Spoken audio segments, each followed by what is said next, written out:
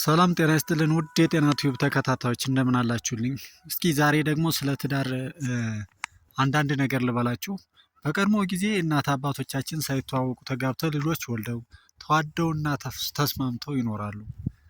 አሁን ግን እኛ ሰለጠን በምንልበት ጊዜ ተዋውቀንና ተፋቅረን ተግባብተን የጋብቻ መሰረት ነው ብለን እንኖራለን። ግን ጋብቻው ጸንቶ የመኖር ሂደቱ የዛን ያክል ነው። ጋብቻው ጸንቶ እንዳይኖር የሚያደርጉት ነገሮች ምንድን ናቸው? በተለይ እኔ ለምን እንደዚህ ይህን ጽሁፍ የጻፍኩበት ወይም ይህን ቪዲዮ የሰራሁበት ምክንያት ምንድን ነው? ብዙ ባለትዳሮች አሁን በጭቅጭቅ በንዝንዝ ነው የሚኖሩት። ብዙዎቹ ደግሞ ተፋተዋል።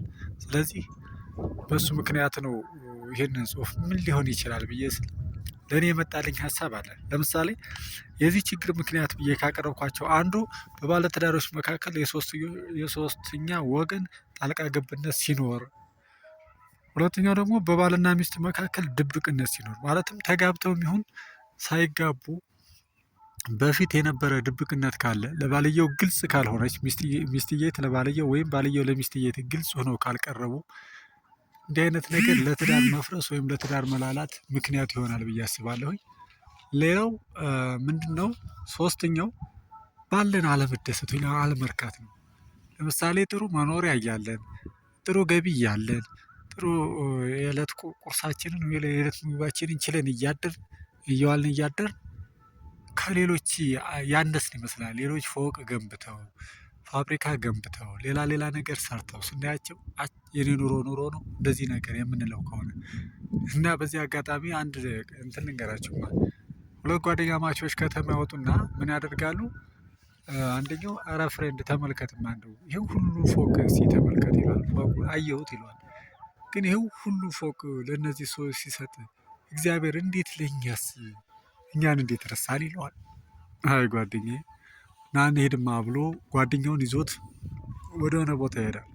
የት ይዞት ይሄዳል መሰላችሁ? የኔ ቢጦች የተሰበሰቡበት ቦታ ይዞ ሄድና ተመልከታቸው እስኪ እነዚህን ደካሞች፣ አይነ ስውራንን፣ መሄድ የተሳናቸውን፣ ሌሎችንም በሽተኞች እያሳየ አየህ ጓደኛዬ አለው። አቤት አለው። እንደው ፈጣሪ ግን ይህን ሁሉ በሽታ ሲሰጥ እንዴት እኛ እንረሳለን? ለእነዚህ ሁሉ ሰዎች ይህን ሁሉ በሽታ ሲሰጥ እኛ እንዴት ረሳለን?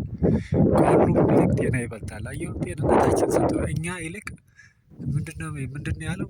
ከተሰጠን ይልቅ የተነፈገን ይበልጣል ብለን ስለምናስብ ነው። ነገር ግን ከተነፈገን የተሰጠን ይበልጣል ነው ማለት። በዚህ ነገር ተደስተን መኖር ብንችል ያው ትዳራችንን ደስተኛ ሆነ ባለን ነገር ለመደሰት መሞከር ነው። ሌላው እና አራተኛው ቅናት ሲኖር ነው።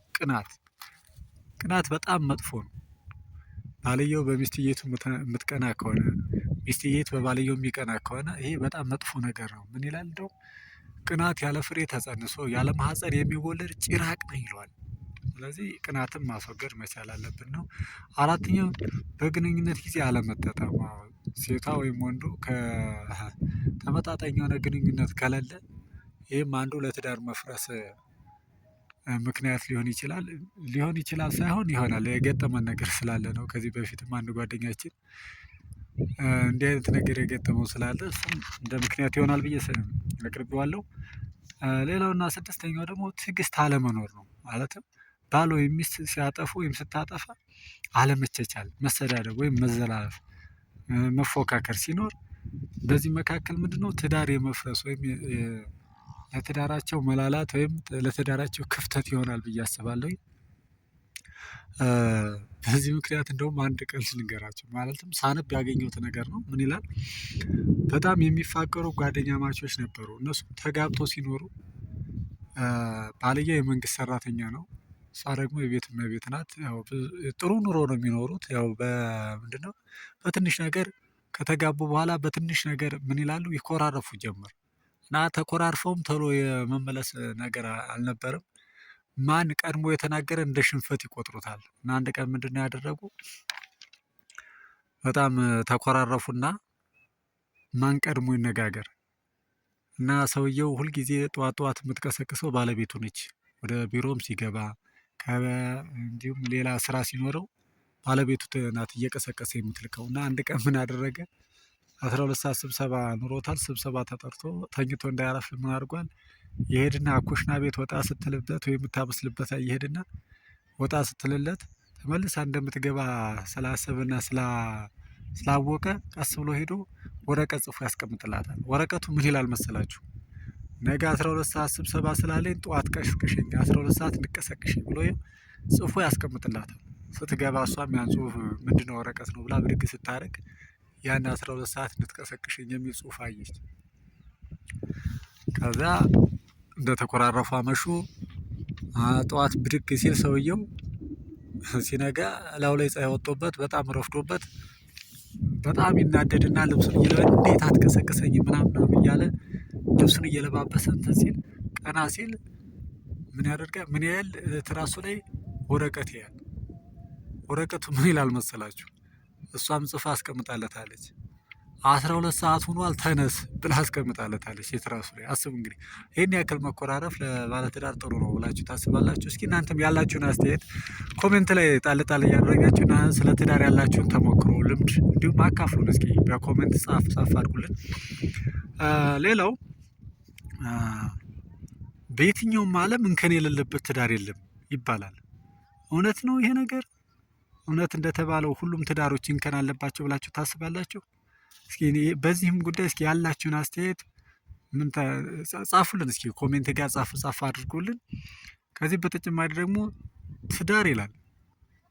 ትዳር ተግባብቶ ለተጋቡ ገነት፣ ሳይግባቡ ለተጋቡ ግን ሲኦል ነው ይባላል። እውነትም ከእናንተ እስኪ ከየትኛው ናችሁ እናንተ? እስኪ ያላችሁን አስተያየት አሁንም ሞቅ ደመቅ አድርጋችሁ ያላችሁን አስተያየት ጻፉልን። እንደኔ አንዳንድ ጊዜ ሁሉም ትዳር ይላል። እኛም ተዋወቅ ተጋባን፣ እንደዚሁም ልጆች መሰረት ትዳር መስርተን እንኖራለን ብለን የራሳችንን ህይወት እንመራለን። ነገር ግን እንደኔ እምነት ትዳር ጸንቶ የሚኖረው ተዋውቀን ስለተጋባን ወይም ሳንተዋወቅ ስለተጋባ በቤተሰብ ስለተጋባን ብቻ ሳይሆን ምንድነው መሰላችሁ? እኔ ከላይ ሲባረክልን ፈጣሪ ሲባርከው ነው ብዬ አስባለሁ። እስኪ የእናንተስ አስተያየት ምን ይመስላል? ያላችሁን አስተያየት እስኪ እናንተም አስቀምጡልኝ።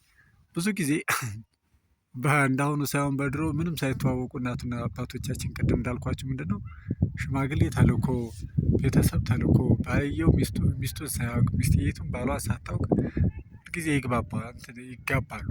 እንዲያም ሆኖ ግን ስታዩዋቸው ከስንት አንዴው እንትን ቢኖርም ዱላ ረብሻ ጭቅጭቅ ንዝንዝ ቢኖርም ግን ብዙዎቹን ስታዩዋቸው ደግሞ ፍቅር የሚኖሩ ብዙ ባለትዳሮችን ታያላችሁ። አሁን ግን ተግባባ ብንለው አወቅን በምንል ሰዎች ብዙ ጊዜ ጭቅጭቅ ታያላችሁ፣ ተነጋግሮ አለመግባባት ታያላችሁ። ስለዚህ እስኪ እናንተ ከየትኛው እንደሆናችሁ እስኪ ያላችሁን አስተያየት ጻፉልኝ። ሲቀጥል ምንድነው እንዲህ አይነት ጽሁፍና እንዲህ አይነት መረጃ እንዲህ አይነት መነጋገር እንዲደርሳችሁ ከፈለጋችሁ ወይም ይህንን መረጃ እንዲህ አይነት ጽሁፍ እንዳቀርብላችሁ ከፈለጋችሁና ቪዲዮ ከተመቻችሁ ላይክ፣ ሼር እና ሰብስክራይብ አትርሱ። አበረታቱን እያልኩኝ በቀጣይ በሌላ ርዕስ እንገናኛለን። በዛ እስክንገናኝ ድረስ ሰላም ቻው ለማለት ወዳለሁ። እስኪ የመጨረሻ አንድ ግጥም ላንብብላችሁና ልሰነባበታችሁ። ግጥሟ ምን ትላለች? እርሷ የግሌ ናት ይላል። እርሷ የግሌ ናት፣ እርሷ የግሌ ናት፣ አልፈልግም ሌላ ቀንበት የወይን ጠጅ የባህር ዘለላ፣ ችቦ ሙሉ ወገብ የሚወደድ ገላ፣ የጥርሷን ፈገግታ አተኩሬ አይቼ፣ ጸባይዋን ውበቷን ሁሉንም ገምቼ፣ ምርኮኛዋ ሆንኩኝ ከልቤ ወደድኳት፣ ፍቅሬን አትንኩብኝ እሷ የግሌ ናት፣ ፍቅሬን አትንኩብኝ እሷ የግሌ ናት ይላል። ውድ የጤና ቲዩብ ተከታታዮች ለዛሬ በዚህ ይብቃንና ቀጣይ በሌላ ርዕስ እንነጋገራለን። ቻው፣ ሰላሙን ሁሉ እመኝላችኋለሁ።